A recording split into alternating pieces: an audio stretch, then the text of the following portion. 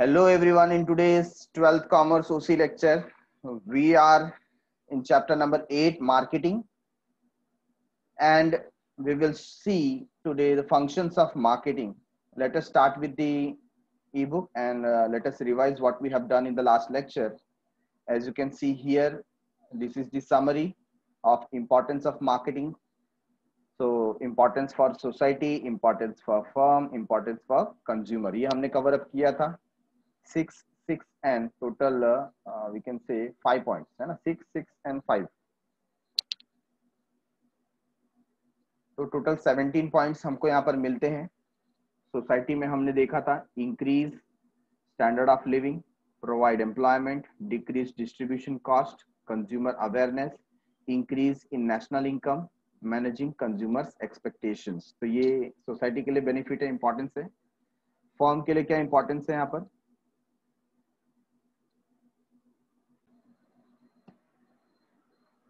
Increase awareness, increase sales, create trust, basis for making decisions, source of new ideas, tackling the competition. And what about consumer? Consumer के लिए क्या importance है?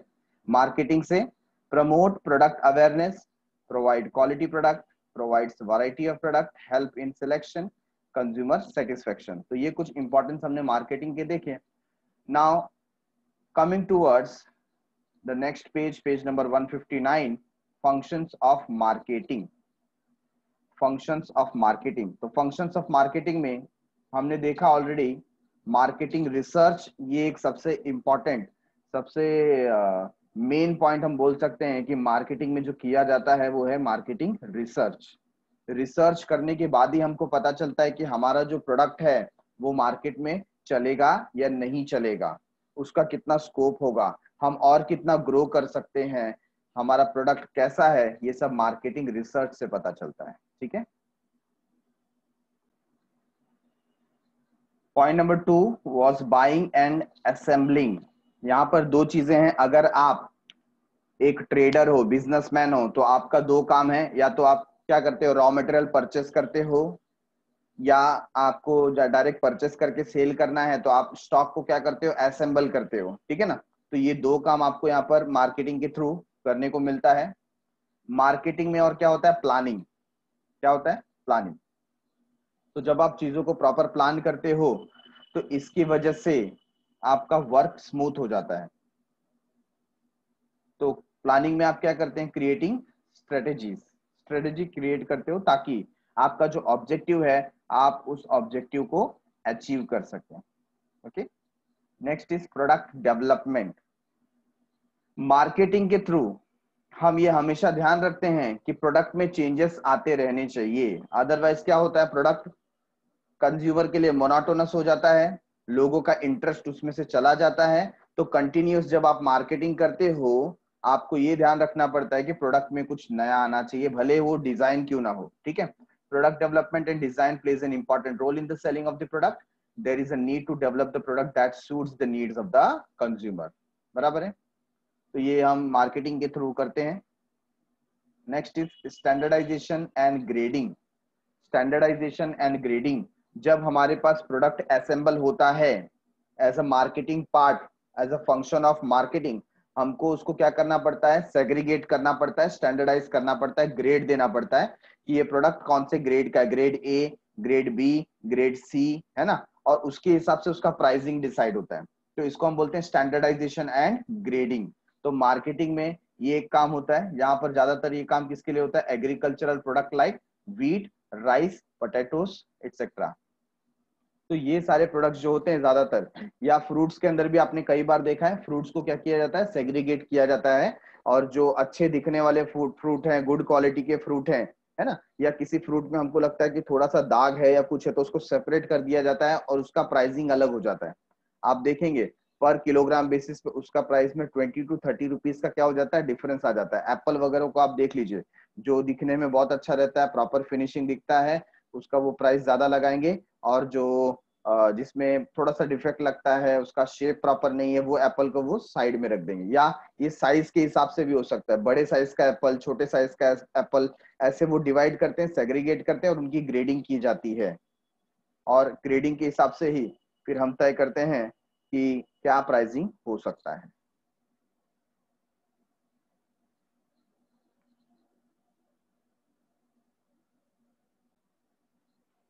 Point number 6, packaging and labelling. Packaging and labelling. अब आपने goods को standardise करके रख दिया, सेग्रीगेट करके रख दिया, ग्रेडिंग करके रख दिया। अब आप उसका पैकेजिंग करते हैं और उस पर लेबल लगाया जाता है ना। पैकेजिंग और लेबलिंग, इसके दो बेनिफिट हमको मिलते हैं। पैकेजिंग से हमको एक तो एडवर्टीजमेंट का स्पेस मिलता है, प्रोडक्ट का जो क्वालिटी है वो बना रहता है, और दूसरा जो लेबलिंग होता है, लेबलिंग के थ्रू हम ये प्रोडक्ट को इंफॉर्मेशन प्रोवाइड कर सकते हैं, प्रोडक्ट का सॉरी कस्टमर को प्रोडक्ट का इंफॉर्मेशन प्रोवाइड कर सकते हैं। ठीक है। Package and label creates the first impression on the consumers about the product. आप कभी भी कोई भी प्रोडक्ट देखते हो तो वैरायटी ऑफ प्रोडक्ट आपके सामने है, तो जो प्रोडक्ट का कलर, शेप, साइज आपको अच्छा लगता है ना, भले उसकी क्वालिटी आप बाद में देखते हो, पहले क्या देखते हो, उसका कलर क्या है, उसका डिजाइन कैसा है, वो अगर आपको अट्रैक्ट कर गया तो एक बार आप प्रोडक्ट को टच करके लेकर के देखते हो कि कैसा है प्रोडक्ट। तो यहां पर सबसे इंपॉर्टेंट क्या हो जाता है, प्रोडक्ट का पैकेजिंग और labelling. Attractive packages and label can help to make product successful. अगर आपका जो पैकिंग है वो बहुत अच्छा है तो पब्लिक लेंगे। अभी देखो बच्चों के टॉयज के अंदर, या बच्चों का जो चॉकलेट अभी एक नया आया है वो किंडर जॉय है कि नहीं, उसको एग शेप में बनाते हैं। एग शेप क्योंकि ये ऐसा शेप है जो बच्चों को देख करके बहुत अच्छा लगता है। ठीक है, तो ये देख करके क्या करते हैं बच्चे, वो प्रोडक्ट देख करके अट्रैक्ट हो जाते हैं, एग के शेप का है और वो परचेस करने की मांग करते हैं, है ना। तो शेप बहुत मायने रखता है, और अगर उसमें टॉयज का कुछ ड्राइंग बनाया हुआ है तो ये सारी चीजें बच्चों को अट्रैक्ट करती है। तो ऐसे ही आपका पैकेजिंग और लेबलिंग बहुत इंपॉर्टेंट हो जाता है। Packaging means designing the package for the product. Packaging means designing the package for the product. Product का पैकेज कैसा होना चाहिए वो डिजाइन करना। It helps to avoiding breakage, damage and destruction of the product. मतलब हम पैकेजिंग क्यों कर रहे हैं, ताकि यहाँ पर हम ब्रेकेज को, मतलब प्रोडक्ट टूट ना जाए, डैमेज ना हो जाए, डिस्ट्रक्ट ना हो जाए, उसके लिए उसको आउटर कवर प्रोवाइड करते हैं। Packing material includes bottles, containers, plastic bag, tin, wooden boxes, jute bags, bubble bags, packing foam etcetera. ये तो कैसा डिपेंड अपॉन द प्रोडक्ट। कोई डेलीकेट प्रोडक्ट है, कोई ग्लास का प्रोडक्ट है, तो आप क्या करते हो, उसके आसपास जो पैकिंग फोम है या थर्माकोल है या you can say bubble bags है, ये सब वहां पर रखते हो, है ना। जो आप देखते हैं वॉशिंग मशीन, टीवी, फ्रिज, ये सब आता है तो थर्माकोल के अंदर वो लोग उसके रखते हैं ताकि वो डैमेज ना हो जाए। Getting it. तो कार्टून बॉक्स है, कंटेनर है, प्लास्टिक बैग्स है, तो various types of packing available है। डिपेंड करता है कि प्रोडक्ट कैसा है, जैसा प्रोडक्ट होगा, जैसा प्रोडक्ट को रिस्क होगा, उसके हिसाब से उसकी पैकिंग की जाती है। Label is a slip which is found on the product and provides all the information regarding the product and its producer. Label मतलब उसके ऊपर जो इंफॉर्मेशन दिया गया उसे लेबल बोल रहे हैं। Getting it. तो जो आउटर कवर है, आउटर बॉडी है, उसको क्या बोला गया, उसको पैकेजिंग बोला गया, बट उसके ऊपर जो इंफॉर्मेशन प्रिंट की गई है उसे लेबल बोला गया है, जिसमें प्रोडक्ट से रिलेटेड सारे इंफॉर्मेशन हमको अवेलेबल हो जाते हैं। ठीक है। The slip on which all the information is provided is called as label and its process is called as labeling. उसका जो process होता है उसको लगाने का process उसको labeling कहा जाता है। Packaging and labeling not only provide protection to the product but also act as an effective tool of marketing. तो सिर्फ ये protection provide नहीं करता है ना। कई बार क्या होता है, मार्केटिंग के लिए एक इफेक्टिव टूल साबित होता है। क्या चीज, पैकेजिंग एंड लेबलिंग। देखो जैसे ऑयल कंटेनर होता है ना। आप अगर 1 लीटर का ऑयल को कोई परचेस करो तो आपको बॉटल में मिलेगा, लेकिन 5 लीटर का परचेस करो तो आपको केन में मिलता है, और वो केन ऐसा होता है जिसको आप प्रॉपर हैंडल कर सकते हो, उसमें हैंडल लगा हुआ होता है, हाँ या ना। तो कई बार देखो, अभी देखो हॉर्लिक्स के बॉटल है, बूस्ट के बॉटल है, तो पब्लिक क्या करती है, उन बॉटल को रीयूज करती है ना, और किचन में वो रखती है। और उसकी वजह से क्या होता है, अगर घर में कोई भी रिलेटिव आएगा और वो किचन में एंटर होता है तो उसको दिखता है सब जगह बूस्ट बूस्ट बूस्ट या हॉर्लिक्स के बॉटल्स दिख रहे हैं, है ना। कई बार उसको रीयूज करते हैं, तो ये मार्केटिंग का काम करता है, दूसरे पर्सन को भी क्या करता है, अट्रैक्ट करता है कि अच्छा ये फैमिली बूस्ट यूज करती है, हॉर्लिक्स यूज करती है, तो हम भी कर सकते हैं। एक हिसाब का एडवर्टीजमेंट हो गया। तो ऐसे पैकेजिंग प्रोवाइड करना जो रीयूजेबल है ना, ये भी एक मार्केटिंग टैक्टिक्स है। Getting it? तो कई बार वो क्या करते हैं, अपने प्रोडक्ट के साथ फ्री पैकेजिंग आपको प्रोवाइड करते हैं कि आपको एक जूस कंटेनर मिलेगा या आपको एक जार मिलेगा, फ्री में देते हैं, है कि नहीं? या उसका ही बॉटल या उसका ही पैकिंग ऐसा होता है कि आप उसको रीयूज कर सको। देखो बहुत सारे लोग वाटर बॉटल की जगह कौन सा बॉटल यूज करके, कौन सा बॉटल यूज करते हैं? माजा का बॉटल, है ना, मैंगोला का बॉटल, या जो वाटर बॉटल मिलता है बिस्लेरी वगैरह का, तो वो यूज करते हैं। ये रीयूज करते हैं ना, तो क्या होता है, उसके ऊपर प्रिंट है, लेबलिंग है, पैकेजिंग है, तो दूसरे पब्लिक के पास ऑटोमेटिक उसका इंफॉर्मेशन जाता है। तो ना तो यहां पर ये जो पैकेजिंग है सिर्फ प्रोडक्ट को प्रोटेक्ट करने का काम नहीं करता, और क्या काम करता है, मार्केटिंग का भी काम करता है। ठीक है, नेक्स्ट इज ब्रांडिंग। नेक्स्ट क्या है? ब्रांडिंग। ब्रांडिंग क्या होता है? हमने देखा स्टैंडर्डाइजेशन, हमने देखा grading. Now what is branding? Every businessman wants to have special identity in the market for his product. हर एक बिजनेसमैन को चाहिए कि मेरा जो प्रोडक्ट है ना, वो मार्केट में दूर से ही पहचान में आ जाना चाहिए, उसको एक आइडेंटिटी मिलनी चाहिए। Branding is a process of giving special identity to a product through unique brand name to differentiate it from competitors product. Competitor के प्रोडक्ट से आपका ब्रांड, आपका प्रोडक्ट अलग दिखे, इसके लिए आप एक यूनिक ब्रांड नेम देते हैं उसको। In simple words, giving of distinct name to one's product is called as branding. Registered brands are known as trademarks. तो कई बार आपने प्रोडक्ट के ऊपर टीएम करके लिखा हुआ देखा होगा, है ना, ट्रेडमार्क्स।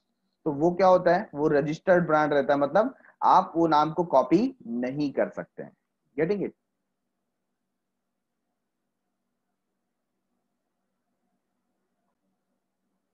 तो इस तरीके के जो इंफॉर्मेशन नाम के आसपास आपको दिखाई देते हैं, चाहे वो आर लिखा हो या टीएम लिखा हो, एक सर्कल नाम के ऊपर होता है जो बताता है कि नाम क्या है, रजिस्टर्ड है, और आप इसे कॉपी नहीं कर सकते हो। तो हर एक बिजनेसमैन चाहता है कि उसके प्रोडक्ट का एक अलग आइडेंटिटी क्रिएट हो, तो उसको वो क्या देता है, ब्रांड नेम देता है। ठीक है, trademarks can not be copied.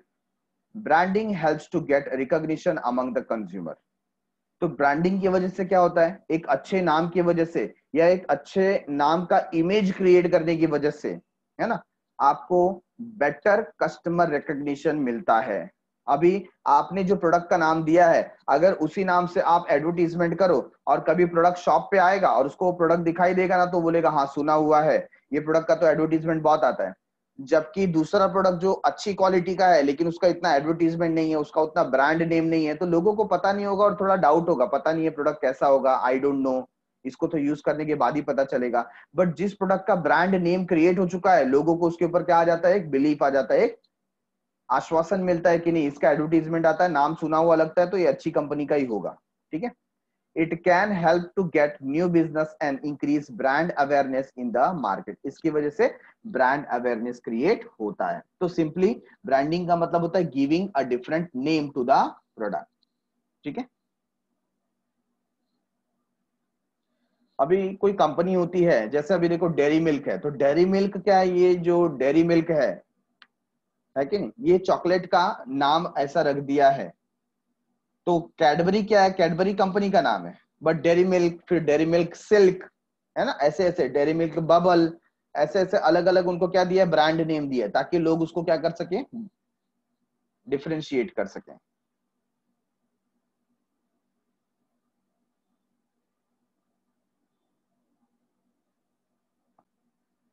Point number 8, customer support service. देखो ये कितना इंपॉर्टेंट है, कस्टमर सपोर्ट सर्विस। कस्टमर से जुड़े रहना बहुत जरूरी है। अभी जो रिटेलर होता है वो तो डायरेक्टली कस्टमर से बातचीत करता है, उसको मालूम है कस्टमर सेटिस्फाई है कि नहीं है। बट एक जो बड़ी कंपनी है जो अपने प्रोडक्ट वेरियस डिस्ट्रीब्यूटर के थ्रू सेल कर रही है, उसको कहता कैसे पता चलेगा कि मेरा कस्टमर सेटिस्फाई है कि नहीं है, या अगर उसको कोई ग्रीवेंसेस है, कोई उसको शिकायत है, तो उसकी सुनवाई कैसी होगी। अगर हमने सामने से कस्टमर को अप्रोच किया कि भाई आपको अगर हमारे प्रोडक्ट से कोई प्रॉब्लम है तो आप हमें बताइए, हम वहां पर हेल्प करने के लिए तैयार हैं, क्योंकि हम कस्टमर के साथ बेटर रिलेशन मेंटेन करना चाहते हैं। इसके लिए कस्टमर सपोर्ट सर्विस का होना बहुत जरूरी है। Customer is the king of the market. Customer को किंग माना गया, कोई नई बात नहीं है। Hence business needs to take necessary step for the satisfaction of the customer. Business needs to take every possible effort to provide support services to the customer। तो customer को जो भी सपोर्ट सर्विस चाहिए, उसकी जो भी ग्रीवेंसेस है, उसका जो भी स्टोरी है, उसको सुना जाए, उसके जो भी प्रॉब्लम्स है उसका समाधान किया जाए। Timely support services help to gain customers loyalty. और अगर आपने उसको प्रॉपर टाइम पे सपोर्ट दिया है ना, उसको हेल्प किया, तो कस्टमर आपके लिए क्या हो जाएगा, लॉयल हो जाएगा और आपके प्रोडक्ट को क्या करेगा, वो परचेज करेगा। ठीक है। The business can provide the support services like pre-sale services। Service कब दे सकते हैं, प्री सेल, मतलब सेल होने के पहले आप उसको सर्विस दो, प्रोडक्ट के बारे में इंफॉर्मेशन दो, है ना। आप देखो क्रोमा मॉल में जाओ या आप ऐसे विजिट करो किसी डीलर को, डिस्ट्रीब्यूटर को, तो आपको प्रोडक्ट के बारे में सारी जानकारी देगा और आपको गाइड भी करेगा कि आपको कौन सा प्रोडक्ट बेटर लेना है। मैं एक बार वॉशिंग मशीन परचेस करने गया था विजय सेल्स में, और मैंने मन बना लिया था कि मुझको कौन सा वॉशिंग मशीन परचेस करना है। मैंने सामने वाले को बोला कि भाई मेरे को ये कंपनी का वॉशिंग मशीन परचेस करना है। तो उसने मुझे ना वो कंपनी का वॉशिंग मशीन दिखाया, लेकिन बोला सर आप और 2-4 वॉशिंग मशीन देखिए, मैं आपको बताता हूँ। और उसने मुझे वेरियस वॉशिंग मशीन बताया, फिर उस वॉशिंग मशीन का एडवांटेज और डिसएडवांटेज भी बताया। बोला अगर ये वाली आप वॉशिंग मशीन लेंगे तो इसमें क्या क्या प्रॉब्लम्स आ सकते हैं। तो उसने मुझे गाइड किया कि आपके लिए कौन सा वॉशिंग मशीन बेटर है ना। फिर आप कौन सा वॉशिंग पाउडर यूज करने वाले हैं, आपके यहाँ पर वाटर सप्लाई कैसा, ये सारी बातें। अभी मुझे ये सब नहीं पता था कि वॉशिंग मशीन जब आप परचेस करते हो तो वाटर फोर्स भी बहुत इंपॉर्टेंट रहता है, कि अगर आपके यहाँ पर वाटर बहुत लो लेवल पे आता है तो उसके लिए डिफरेंट वॉशिंग मशीन का होना बहुत जरूरी है। तो उस पर्टिकुलर पर्सन ने मुझको गाइड किया, तो मुझे एक सेटिस्फेक्शन हुआ कि नहीं, इसने मुझे सजेशन प्रॉपर दिया है, एक प्रॉपर मुझे वॉशिंग मशीन बताया। मैं जो सोच करके आया था उसने बताया कि सर ये वॉशिंग मशीन तो अच्छा है बट इसमें आवाज बहुत आती है, आपको डिस्टर्ब बहुत होगा। तो मुझे पता चला अच्छा ठीक है, इसके अंदर ये प्रॉब्लम है तो ये मैं नहीं लेता हूँ, है कि नहीं। तो ऐसा क्या होता है, प्री सेल सर्विस मिलता है, मतलब सेल करने के पहले का सर्विस। Number 2, consumer helpline. आपको हेल्पलाइन नंबर मिल जाता है, आप कॉल करिए, आपको कॉल सेंटर से सपोर्ट मिल जाता है। आफ्टर सेल सर्विस, सेल करने के बाद, है ना, एक तो आपको डेमो मिलता है। जैसे प्रोडक्ट सेल हो गया तो जो पर्सन है आपके घर पे इंस्टॉलेशन के लिए आएगा और बोलेगा कि इसको कैसे यूज करते हैं मैं आपको एक बार बता देता हूं, तो वो डेमो दे करके जाता है। और उसके बाद उसमें कहीं कुछ गड़बड़ है या आपको यूज करने नहीं आ रहा है तो आप कॉल करेंगे तो वो आपको उसमें गाइड करते हैं। ठीक है। Then technical assistance. Technical assistance वही बात हो गई कि आपको जब भी उसको यूज करने में प्रॉब्लम आता है, you can call them, they will handle it. ठीक है। अभी देखो जैसे एचपी है, एचपी का जो कंप्यूटर्स आता है, लैपटॉप आता है, और कई बार आपको अगर प्रॉब्लम फेस होता है और आप उनके कॉल सेंटर में कॉल करेंगे ना, तो वो डायरेक्टली इंटरनेट से कनेक्ट होकर आपके प्रॉब्लम है ना उधर बैठे बैठे ही सॉल्व करेंगे। वो आपको ही गाइड करेंगे कि आप सर ये स्टार्ट बटन पे क्लिक कीजिए, आप सर्च मेनू में जाइए, ये सर्च कीजिए, आप ये सेटिंग चेंज कीजिए। तो आपको टेक्निकल असिस्टेंस देते हैं कि आप खुद से अपने प्रोडक्ट को क्या कर सकते हो, उसका सेटिंग चेंज कर सकते हो, ठीक कर सकते हो। Product demo. डेमो तो मैंने बताया डेमोन्स्ट्रेशन, वो आपको आकर के देते हैं कि प्रोडक्ट को कैसे यूज करना है, etcetera to the customers. These services help in getting, retaining and growing the customer. ये जो सर्विस आप प्रोवाइड करते हो इसकी वजह से आपका बिजनेस बढ़ता है, आपके कस्टमर्स ज्यादा से ज्यादा बढ़ते हैं, रिटेन होते हैं, टर्न अराउंड नहीं होते हैं और ग्रो होते हैं। ठीक है। Number 9, pricing of product. Product की प्राइसिंग बहुत इंपॉर्टेंट पॉइंट है ना। आप रेस्टोरेंट में गए, सपोज फैमिली डिनर करने के लिए आप रेस्टोरेंट में गए, या आप फ्रेंड्स के साथ पार्टी देने गए, तो जिसका बर्थडे होगा, जो बच्चा पार्टी दे रहा है ना, वो क्या करता है, वो तो पहले मेनू कार्ड में राइट साइड में देखता है उसका फेयर कितना है, सूप कितने का है, इडली वड़ा कितने का है, डोसा कितने का है, सबसे सस्ता वाला कौन सा है। और जो उसके फ्रेंड रहेंगे वो माइंड में डिसाइड करके आते हैं मेरे को खाना क्या है, मैं noodle मंगाऊंगा, triple rice मंगाऊंगा, manchow soup मंगाऊंगा, है कि नहीं। वो प्राइस नहीं देखते, प्राइस कौन देखता है, जिसको पे करना है वो देखता है।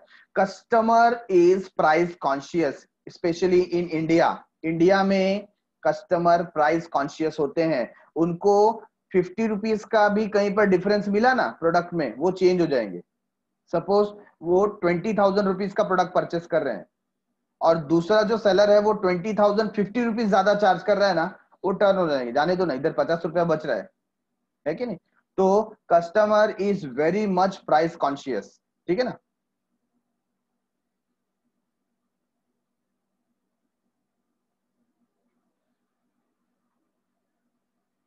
Pricing is one of the most important as well as challenging function of the marketing. Marketing में ये बहुत अहम हिस्सा है। मैं आपको स्टोरी बताता हूँ पार्ले जी का, मैंने पहले भी शायद शेयर किया होगा। पार्ले जी कंपनी ने, मैं जब से पार्ले जी को देख रहा हूं from last I can say 25 years, जब से मेरे कॉशियस दिमाग में पार्ले जी का इमेज है, तो वो प्रोडक्ट 4 रुपीज में सेल हुआ करता था। कितने में? 4 रुपीज में।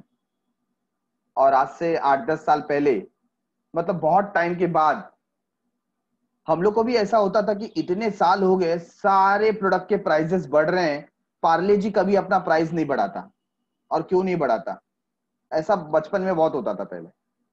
और बाद में एक दिन ऐसा आया जब पार्ले जी ने अनाउंस किया कि हमारा जो प्रोडक्ट है वो हम लोग 4 रुपीज से 4 रुपीज 50 पैसा कर रहे हैं, मतलब 50 पैसे बढ़ा रहे हैं। आज से 8-10 साल पहले की बात है। 50 पैसा उन्होंने बढ़ाया, और जैसे ही 50 पैसा बढ़ाया ना, वैसे ही मार्केट में जो दूसरे कॉम्पिटिटर थे, उन्होंने 4 रुपीज वाले बिस्किट निकाल दिए, जिसमें एक टाइगर का था, आपने ब्रिटानिया टाइगर सुना होगा।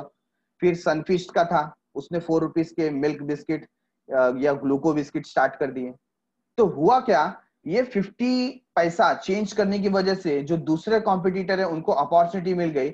उनका प्रोडक्ट 4 रुपीज का बिक रहा है और पार्ले जी ने 4 रुपीज 50 पैसा कर दिया।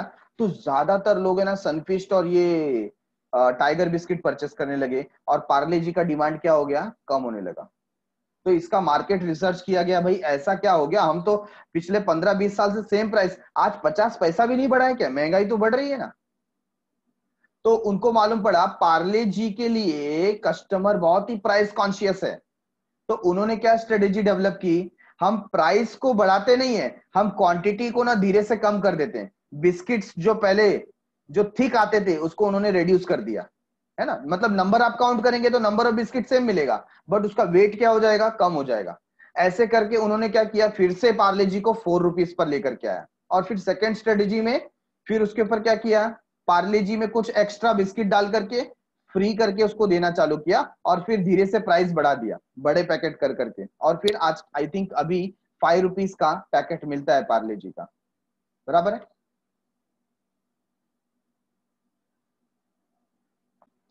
सो रीड करते हैं, pricing is very interesting factor. Pricing is one of the most important as well as challenging function of the marketing. Many time price of the product decide the success और failure of the product. अभी अभी जो हमने example लिया पार्ले जी का, है ना, तो प्राइस ही डिसाइड करता है कभी कभी कि प्रोडक्ट सक्सेसफुल होगा या फेल हो जाएगा, बराबर है। तो देखो नए नए जो लोग आते हैं मार्केट के अंदर, जो एंटर करते हैं ना, तो वो लोग स्ट्रेटेजीज यूज करते हैं प्राइस पेनेट्रेशन। कौन सा strategy? Price penetration. Price penetration क्या होता है, स्टार्टिंग में जब आप मार्केट में एंटर हो रहे हो ना, तो आप प्राइस गिरा करके उतरो ताकि ज्यादा से ज्यादा लोग क्या करें, उसको परचेस करें। Pricing plays an important role in the market where there is a cut throat competition. ऐसा मार्केट सेगमेंटेशन जहां पर कट थ्रोट कंपटीशन है, गला काटने वाला प्रतियोगिता, लोग एक एक प्रोडक्ट के सेल के लिए मरे जा रहे हैं, है कि नहीं। ऐसे समय पे प्राइस बहुत इंपॉर्टेंट रोल प्ले करता है। While determining the price of the product, businessman needs to consider factors like. तो आपको प्राइस डिसाइड करना है तो क्या क्या देखना पड़ेगा? आपको देखना पड़ेगा प्रोडक्ट का कॉस्ट क्या है, आपको प्रॉफिट क्या चाहिए, desired profit, price of the competitors product, हमारा जो कॉम्पिटिटर है वो कितने में बेच रहा है same quality, demand for the product, product का डिमांड कितना है, मार्केट में कंडीशन क्या है। ये सारे फैक्टर्स आपको देखने पड़ते हैं जब आप क्या देखते हो, प्राइस डिसाइड करते हो, ठीक है। Business needs to change price as per the need of the market. तो जैसे जैसे मार्केट की नीड चेंज होती है वैसे वैसे आपको प्राइस चेंज करना पड़ता है, बराबर है।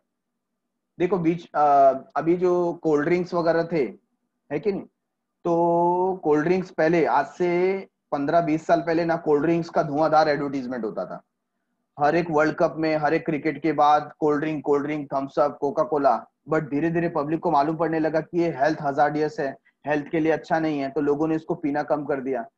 और आज की तारीख में फिर वो चीजें कैसे हो गई, आप देखोगे 1 लीटर बॉटल जो था वो 75 रुपीज 85 रुपीज का मिलता था।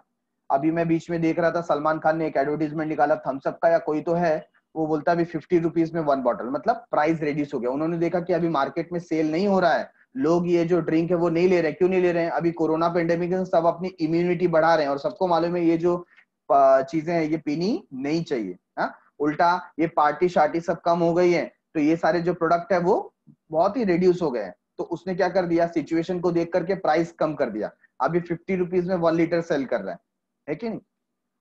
तो सिचुएशन को देख के आपको अपनी प्राइसिंग पॉलिसी भी क्या करनी पड़ती है, चेंज करनी पड़ती है। वैसे ही देखो एक प्रोडक्ट है ताजमहल टी। तो ताजमहल टी को पहले ऐसा प्रस्तुत किया जाता था आज से 10-15 साल पहले कि वो प्रीमियम क्वालिटी का टी है और बहुत मतलब जो अमीर घराने के लोग हैं वो ताजमहल टी पीते हैं।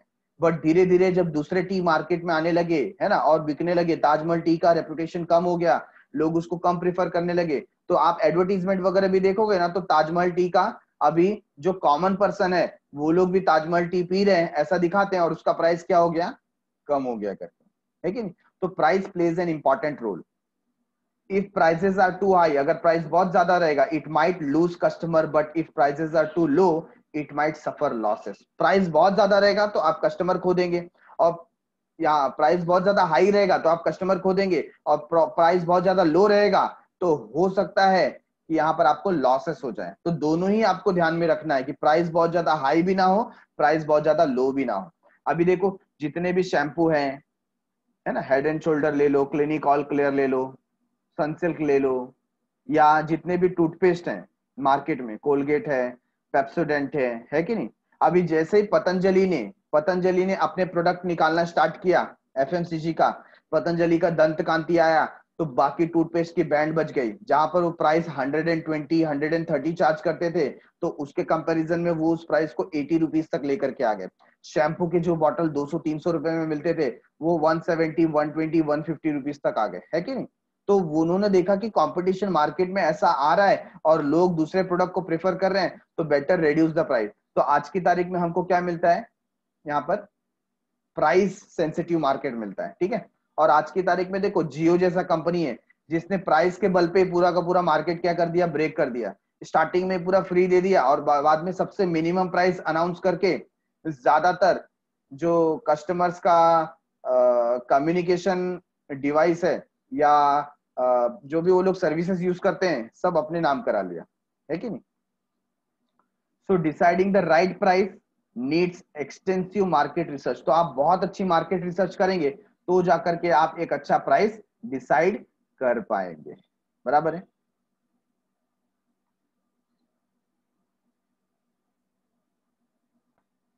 After pricing, point number 10 is promotional channel. अब हम यहां पर आ गए कि जो प्रोडक्ट आपने बनाया है उसका प्रमोशन कैसे हो, माउथ पब्लिसिटी कैसे हो, लोगों तक वो कैसे रीच करे, लोगों के जहन में, लोगों के दिमाग में उसका इमेज कैसे क्रिएट हो, ये प्रमोशनल चैनल इसमें हमारी हेल्प करते हैं। Promotion is the process of informing the consumers about the product. Promotion जब आप करते हो तो आप प्रोडक्ट के बारे में कस्टमर को इंफॉर्मेशन प्रोवाइड करते हो और प्रोडक्ट के बारे में क्या बताते हो, their features, their uses, price etcetera, and encouraging them to buy this product. और उनको आप एंकरेज करते हो, परस्यू करते हो, एम्फोसिस करते हो कि वो प्रोडक्ट परचेस करें।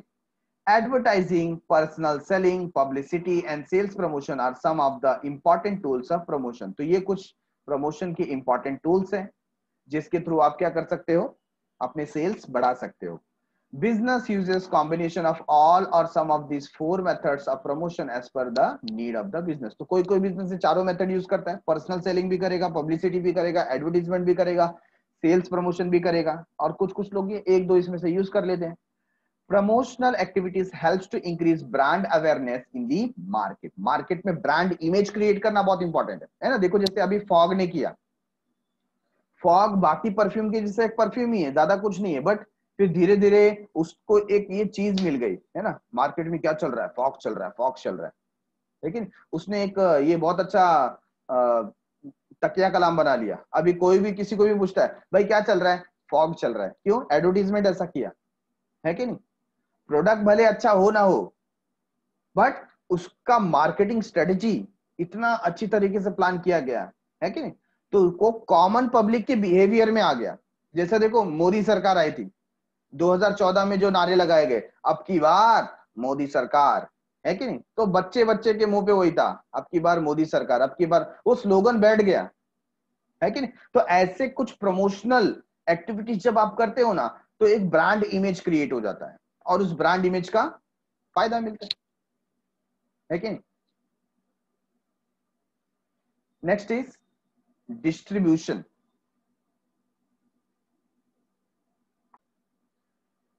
Distribution is the set of activities which is concerned with efficient movement of finished goods from the place of production to the place of consumer या consumption. Distribution का मतलब आपने प्रोडक्ट तो तैयार कर लिया, आपने प्रमोशन भी कर दिया, कस्टमर मांग भी रहे हैं, लेकिन कस्टमर तक पहुंचे कैसे? तो आपको वो chain of distribution proper fit करना पड़ेगा कि मैन्युफैक्चरर से होलसेलर के पास कैसे पहुंचे, होलसेलर से डिस्ट्रीब्यूटर के पास कैसे पहुंचे, क्योंकि डिस्ट्रीब्यूटर आपका प्रोडक्ट लेने के लिए तैयार तो होने चाहिए, उनको उतना मार्जिन तो मिलना चाहिए, तो उनको कैसे अप्रोच करें, कैसा अपना प्रोडक्ट का रीच सब जगह तक फैलाएं, है ना। तो कुछ लोग क्या करते हैं, अपना प्रोडक्ट अमेजोन के थ्रू, फ्लिपकार्ट के थ्रू डायरेक्ट सेल करते हैं, या डिस्ट्रीब्यूटर को अच्छा कमीशन दे करके सेल करते हैं। तो ऐसे बहुत सारे स्ट्रेटेजीज हैं। It include transportation, warehousing, material handling, inventory control, order processing, marketing forecasting, packaging, plant and warehouse location and customer services. तो जब आप डिस्ट्रीब्यूशन की बात कर रहे हो ना, तो सिर्फ माल पहुंचा देना है ऐसा नहीं, ये सारी चीजें देखनी पड़ती है उसमें। सबसे पहला उसका ट्रांसपोर्टेशन का कॉस्ट कितना आएगा अगर हम डिस्ट्रीब्यूट करेंगे तो। देखो बीच में मैं आपको बता रहा था कि ये जो लिक्विड हैंड वॉश आता है ना, लिक्विड हैंड वॉश, तो बीच में अभी ये गोदरेज वाले ने क्या किया, गोदरेज वाले ने सबसे सस्ता लिक्विड हैंड वॉश बनाने का ऐसा एडवर्टीजमेंट किया, और उसके अंदर भी उसने गेम क्या खेला, उसने दो टाइप के बनाए, एक तो रेडीमेड जो लिक्विड में अवेलेबल है, और दूसरा पाउडर फॉर्म में। पाउडर फॉर्म में क्या होगा, आप घर पे जाकर के उसको वाटर में डाल दो और वो लिक्विड हैंड वॉश बन जाएगा। तो इसमें फायदा कंपनी का क्या है, कंपनी का फायदा है ना, ट्रांसपोर्टेशन कॉस्ट बचता है। जब कंपनी क्या करती है, पाउडर फॉर्म में आपको हैंड वॉश सेल कर रही है ना, तो उसमें उसका जो वेट है वो कम हो जाता है। लिक्विड फॉर्म ज्यादा स्पेस लेता है, उसका वेट ज्यादा होता है, तो आप क्या कर सकते हैं, जो चीज आपको 6 ट्रक में डालना होता है पाउडर फॉर्म में, वो एक ही ट्रक में आ जाता है। तो 6 ट्रांसपोर्टेशन यूज करने की जगह आपको एक ही ट्रांसपोर्टेशन यूज करना, तो चीजें और सस्ती हो गई, है ना। तो आपको ट्रांसपोर्टेशन सोचना पड़ता है, वेयर हाउसिंग के बारे में सोचना पड़ता है, मटेरियल हैंडलिंग के बारे में सोचना पड़ता है, इन्वेंटरी को कंट्रोल कैसे करें, ज्यादा स्टॉक भी मेंटेन कर लिया वो भी एक प्रॉब्लम है कि नहीं। तो बहुत ज्यादा स्टॉक भी नहीं होना चाहिए, बहुत कम भी स्टॉक नहीं होना चाहिए, कि मार्केट गैप नहीं आना चाहिए। ऐसा ना हो कि आपका प्रोडक्ट हाथों हाथ बिक गया और आप पब्लिक मांग रही है लेकिन प्रोडक्ट ही नहीं मिल रहा। अभी देखो पतंजलि के साथ ऐसा बहुत सारा प्रॉब्लम है। पतंजलि का जो बेस्ट प्रोडक्ट है दिव्य पे, आज पिछले 4 महीने से मार्केट के अंदर नहीं है। ऐसे पतंजलि के बहुत सारे प्रोडक्ट होते हैं, मार्केट में फिर अवेलेबिलिटी होती है, उसका मैन्युफैक्चरिंग हो ही नहीं रहा है, मिल ही नहीं रहा है, ऐसा प्रॉब्लम हो जाता है। तो ऐसा होता है ना, तो कस्टमर फिर क्या करता है, दूसरे प्रोडक्ट पे शिफ्ट हो जाता है। ऑर्डर प्रोसेसिंग, जो ऑर्डर हमें मिले हैं टाइमली बेसिस पे पहुंचने चाहिए, नहीं तो फिर क्या होगा, वो जो डिस्ट्रीब्यूटर है, डीलर है, कस्टमर है, नाराज हो जाएगा। तो ऑर्डर प्रोसेसिंग प्रॉपर होना चाहिए। मार्केट फोरकास्टिंग, आपको पता होना चाहिए कि कमिंग 2-3 मंथ्स में कितना डिमांड आ सकता है, तो हम लोग प्रोडक्ट उतना तैयार रखें। फिर उसका पैकेजिंग, आपका जो प्लांट है, वेयर हाउस कहाँ है, उसका लोकेशन कहाँ है, उसका दूरी कितना है, कितना कॉस्ट लगेगा कस्टमर तक पहुंचने के लिए, और कस्टमर को सर्विस कैसे प्रोवाइड करना है। तो जब आप डिस्ट्रीब्यूशन की बात करते हो ना, तो ये सारी चीजें सोचनी पड़ती है। Distribution accounts for a major part of the marketing budget of the business। तो सबसे ज्यादा जो पैसा लगता है मार्केटिंग में, वो किस में लगता है, डिस्ट्रीब्यूशन में लगता है। Importance of physical distribution for a firm depends upon the type of product and level of customer satisfaction desired। तो यहाँ पर फिजिकल डिस्ट्रीब्यूशन, पहुंचाने का जो डिस्ट्रीब्यूशन का काम है, ये डिपेंड करता है क्या, किस पे, प्रोडक्ट के ऊपर डिपेंड करता है और कस्टमर का सेटिस्फेक्शन लेवल के ऊपर डिपेंड करता है। Point number 12, transportation. अभी अभी ऊपर तो हमने ट्रांसपोर्टेशन की बात की, ठीक है। तो इसको स्पेसिफिकली डिस्कस कर रहे हैं यहाँ पर Transportation means physical movement of goods from the place of production to the place of consumption. Physical movement, एक जगह से दूसरी जगह लेकर के जाना. Transportation include transportation of finish goods as well as raw material. तो चाहे फिनिश गुड्स हो या रॉ मटेरियल हो, उसका ट्रांसपोर्टेशन इसमें इंक्लूड हो जाता है. Production, sale and consumption, all three activities need not be at one place, hence there is a need of transportation. तो ऐसा जरूरी नहीं कि प्रोडक्शन भी उधर ही हो, सेल भी उधर ही हो और लोग कंज्यूम भी उधर ही करें, नहीं तो फिर आपका मार्केट तो लोकल मार्केट हो जाएगा, है ना. अगर आपको अपने लोकल मार्केट से रीजनल, रीजनल मार्केट से स्टेट लेवल, स्टेट से नेशनल लेवल और नेशनल से इंटरनेशनल लेवल में जाना है, तो डेफिनेटली प्रोडक्शन का प्लेस अलग होता है, सेल का प्लेस अलग होता है और कंजम्पशन का प्लेस अलग होता है. तो आपको एक जगह प्रोड्यूस करना है जहां पर फिजिबल हो सकता है, और उसको आपको स्कैटर तरीके से सब जगह पर क्या करना है, सेंड करना है. ठीक है. तो ट्रांसपोर्टेशन बहुत जरूरी हो जाता है गुड्स को पहुंचाने के लिए. Place utility is created by transportation activity. तो जब आप ट्रांसपोर्टेशन करते हो, 11th स्टैंडर्ड में भी हमने पढ़ा हुआ है कि जब आप ट्रांसपोर्टेशन करते हो तो प्लेस यूटिलिटी क्रिएट होती है. Analysis of the geographical boundaries, nature of product, cost, target market, speed, reliability, frequency, safety etcetera help in deciding mode of transportation. तो आपका मोड ऑफ ट्रांसपोर्टेशन कैसा होगा, ये आपको जियोग्राफिकल बाउंड्रीज देखना पड़ता है. दूसरे कंट्रीज में अगर आप सेंड करें तो वहां के रूल्स एंड रेगुलेशन, लॉ क्या है, प्रोडक्ट का नेचर क्या है. अगर आप बहुत ही ठंडी जगह में अपना प्रोडक्ट सेंड कर रहे हो और वो प्रोडक्ट उधर नहीं चला, खराब हो गया, वो भी देखना पड़ेगा, मॉइस्चर आ गया उसके अंदर, तो ठीक है ना. फिर टारगेट मार्केट क्या है, ऑडियंस क्या है, किस स्पीड से हमारा प्रोडक्ट वहां पे रीच करना चाहिए, रिलायबिलिटी कितनी है ट्रांसपोर्टेशन की, हम भेज रहे हैं तो पहुंचेगा ही, नहीं पहुंचेगा तो क्या होगा, फ्रीक्वेंसी हमें क्या रखनी चाहिए कि कौन से टाइम टू टाइम बेसिस पे हमारा गुड्स वहां तक पहुंचे, और हमारा गुड्स वहां पहुंचे तो सेफ मोड में पहुंचे, कस्टमर को उससे कोई प्रॉब्लम हो, वो डैमेज कंडीशन में ना पहुंचे. ये सारी बातें ट्रांसपोर्टेशन जब आप सोचते हो तो आपको ध्यान में रखनी पड़ती है. It helps in designing mode of transportation. तो आप बेटर तरीके से डिसाइड कर सकते हो कि कौन सा मोड ऑफ ट्रांसपोर्ट आपको सिलेक्ट करना चाहिए.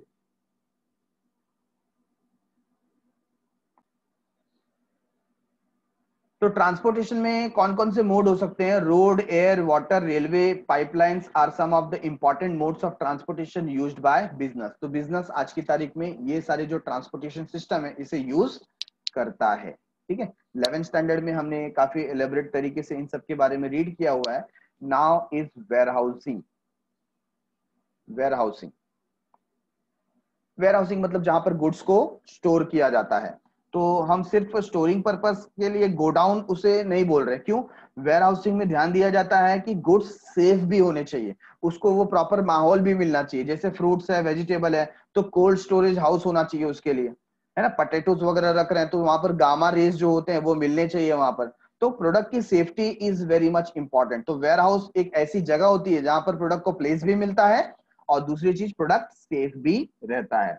There is a time lag between purchase और production of goods and their sale. तो दोनों के बीच में डिफरेंस होता है जब गुड्स को प्रोड्यूस किया जाता है और जब उसे सेल किया जाता है कि नहीं. तो तब तक गुड्स को वेट करना पड़ता है. कहां वेट करेगा? वेयर हाउस में वेट करेगा. It is important to store the goods at a safe place during the time lag. ये जो टाइम गैप है उसमें गुड्स को कहीं ना कहीं प्रॉपर प्लेस पे स्टोर करना पड़ेगा. एनी नेग्लिजेंस, आपकी कोई भी लापरवाही ड्यूरिंग दिस पीरियड में डैमेज द स्टॉक. आपकी छोटी सी लापरवाही आपके पूरे स्टॉक को बर्बाद कर सकती है. Warehouse helps to maintain a smooth flow of goods. Warehousing आप करके रखोगे, गुड्स को आपने स्टोर करके रखा है, तो उसकी वजह से फायदा क्या होगा, आपका जो सप्लाई है वो बना रहेगा, टाइम टू टाइम आप सप्लाई कर सकते हो क्योंकि ऑलरेडी आपने स्टोर करके रखा हुआ है. It is also help in stabilising price in the market. तो जब प्रॉपर सप्लाई होगा तो डिमांड को वो मीट करता रहेगा, तो इसकी वजह से प्राइस भी स्टेबिलाईज रहेगा. अदरवाइज क्या होगा, डिमांड हाई है, सप्लाई कम है, तो क्या हो जाएगा, प्राइस बढ़ने लगेंगे. और उल्टा हो गया तो डिमांड कम है, सप्लाई ज्यादा है, तो प्राइस अगेन क्या हो जाएगा, यहाँ पर कम हो जाएगा, है कि नहीं. तो यहाँ पर हमको दोनों बातों का ध्यान रखना है कि टाइम टू टाइम बेसिस पे जैसे जैसे डिमांड आ रहा है वैसे वैसे हम प्रोडक्ट को सप्लाई करें. Function of warehousing is performed by retailers, wholesalers and manufacturers warehousing creates time utility. Warehousing क्या क्रिएट करता है? टाइम यूटिलिटी क्रिएट करता है। Next important topic is marketing mix. Marketing mix, what is marketing mix?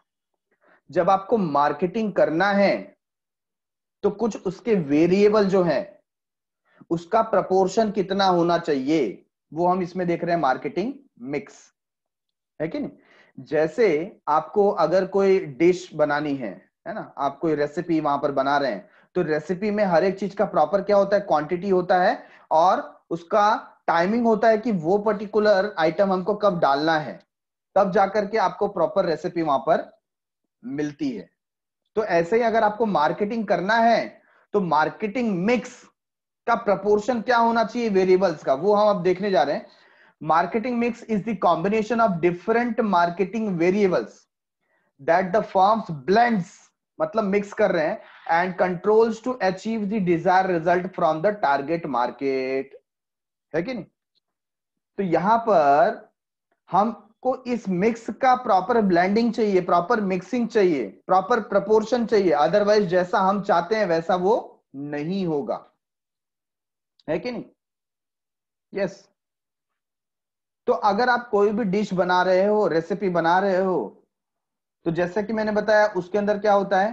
Proper timing होता है, proper proportion होता है। कोई चीज आपने कम ज्यादा कर दिया तो वो क्या हो जाएगा? खराब हो जाएगा। अभी देखो जैसे दिवाली आ रही है, तो बहुत सारी जो फैमिलीज होती है वो घर में क्या करते हैं, अपने जो स्नैक्स वगैरह है वो प्रिपेयर करते हैं ना, चकली, देन बेसन के लड्डू, करंजी, फिर चिवड़ा, ये सब बनाते हैं। अभी बनाते समय आपने देखा होगा कि आपकी जो मॉम है वो बहुत ध्यान रखती है कि कौन सा आइटम कौन से प्रोपोर्शन में जाना चाहिए। अगर उनको नहीं पता है या कुछ चीजें नहीं मालूम है तो हम नेबर से डिस्कस करते हैं, अरे ये पर्टिकुलर आइटम कैसे बनना है ना।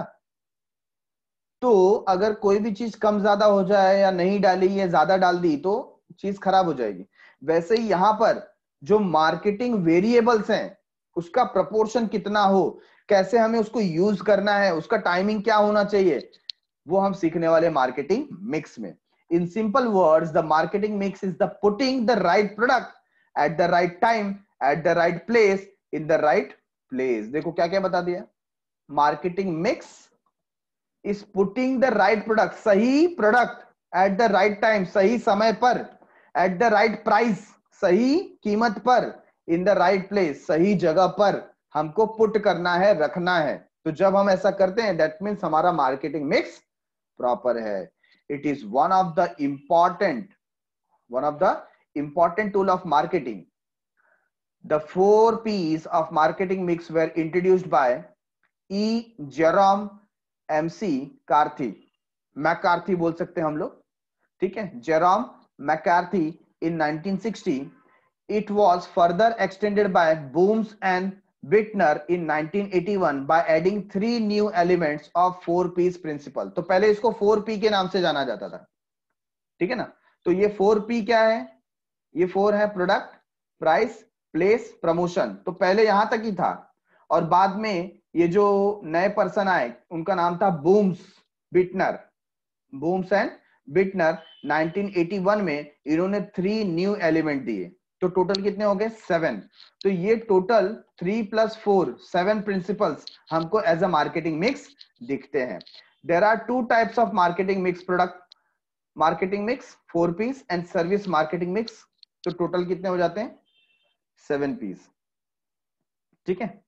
तो हम अगर सर्विस प्रोवाइड कर रहे हैं तो आपको सर्विस मार्केटिंग मिक्स का इस्तेमाल करना है, मतलब सब 7 का इस्तेमाल करना है। और जब आप कोई प्रोडक्ट यूज कर रहे हैं तो आपको 4P's का इस्तेमाल करना है। The 4P's are the key factor that are involve in marketing of goods और services. They are the product, price, place, promotion. तो ये जो 4 P's हैं, ये चाहे प्रोडक्ट हो या सर्विसेज हो, दोनों ही केस में काम आता है। तो सबसे पहली बात है प्रोडक्ट।